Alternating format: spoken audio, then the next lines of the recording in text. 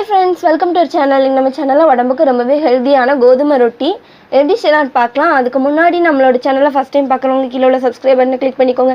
பக்கத்துல உள்ள bell ஐகானையும் click பண்ணிக்கோங்க. வாங்க வீடியோக்குள்ள போகலாம். நாங்க இன்னைக்கு 1 கப் அளவுக்கு கோதுமை மாவு எடுத்து வச்சிருக்கோம். 100 கிராம் முட்டைகோஸ் அதை வந்து குட்டி குட்டியா கட் பண்ணி எடுத்து வச்சிருக்கோம். ஒரு பெரிய வெங்காயம் அதையும் குட்டி குட்டியா கட் பண்ணி எடுத்து வச்சிருக்கோம். 2 கேரட் அதை துருவி எடுத்து வச்சிருக்கோம். ஒரு சின்ன துண்டு தேங்காய் அது குட்டி குட்டியாக கீறி வச்சுருக்கோம். 2 பச்சை மிளகாய் அதையும் குட்டி குட்டியாக கட் பண்ணி வச்சுருக்கோம். இப்போ நம்ம மாவு ரெடி பண்ணிடலாம். ஃபஸ்ட்டு ஒரு பாத்திரத்தில் நம்ம கட் பண்ணி வச்சுருக்க வெஜிடபிள் எல்லாமே சேர்த்துக்கோங்க. நாங்கள் இன்றைக்கி இவ்வளோ வெஜிடபிள் தான் சேர்த்துக்கிறோம். நீங்கள் ஸ்வீட் கார்ன் கூட சேர்த்துக்கலாம், அதுவும் சூப்பராக இருக்கும். விருப்பப்பட்ட எல்லா வெஜிடபிளுமே சேர்த்துக்கலாம். பாருங்கள் ஃப்ரெண்ட்ஸ், நம்ம எல்லா வெஜிடபிளுமே இந்த பாத்திரத்தில் சேர்த்தாச்சு. இப்போ இதில் நம்ம எடுத்து வச்சுருக்க கோதுமை மாவு சேர்த்துக்கலாம்.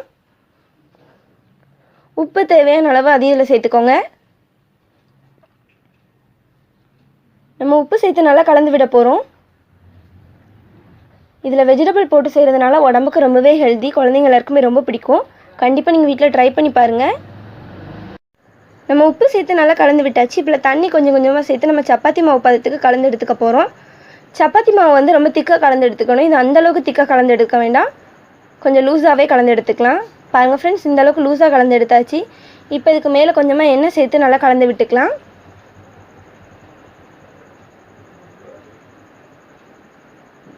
நம்ம எண்ணெய் சேர்த்து கலந்து விட்டாச்சு. இப்போ இதை ஒரு மூடி போட்டு மூடி வைக்க போகிறோம். 10 நிமிஷம் இது அப்படியே இருக்கட்டும்.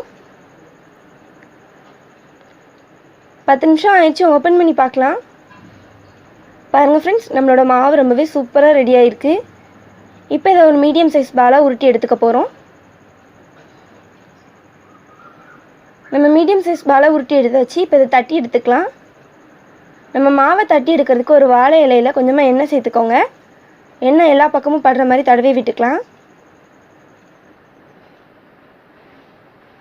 இப்போ இதுக்கு மேலே நம்ம ரெடி பண்ணி வச்சுருக்க மாவை வச்சு கையை வச்சு இந்த மாதிரி தட்டி விரித்து எடுத்துக்கலாம்.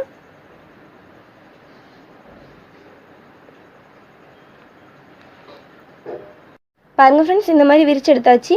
இப்போ இதை வேக வச்சு எடுத்துக்கலாம். ஸ்டவ்வில் தோசைக்கல் வச்சுக்கோங்க. தோசைக்கல் நல்லா சூடாகட்டும்.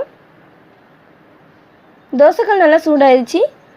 இப்போ இதில் நாங்கள் இன்றைக்கி நெய் அப்ளை பண்ணிக்கிறோம். நீங்கள் பட்டர், எண்ணெய் கூட சேர்த்துக்கலாம். நெய்யை இந்த மாதிரி ஃபுல்லாக தடவி விட்டுக்கலாம். இப்போ இதுக்கு மேலே நம்ம ரெடி பண்ணி வச்சுருக்க கோதுமை ரொட்டியை சேர்த்துக்க போகிறோம்.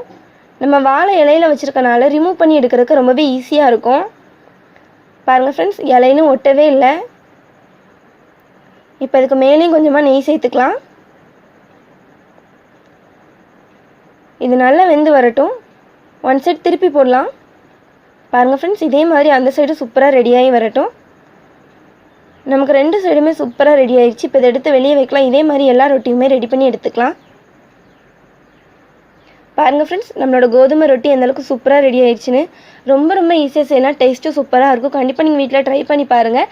இந்த வீடியோ உங்களுக்கு பிடிச்சிருந்தா தாயம்மா சமையலுக்கு சப்ஸ்கிரைப் பண்ணுங்கள், லைக் பண்ணுங்கள், ஷேர் பண்ணுங்கள், கமெண்ட் பண்ணுங்கள். தேங்க்யூ.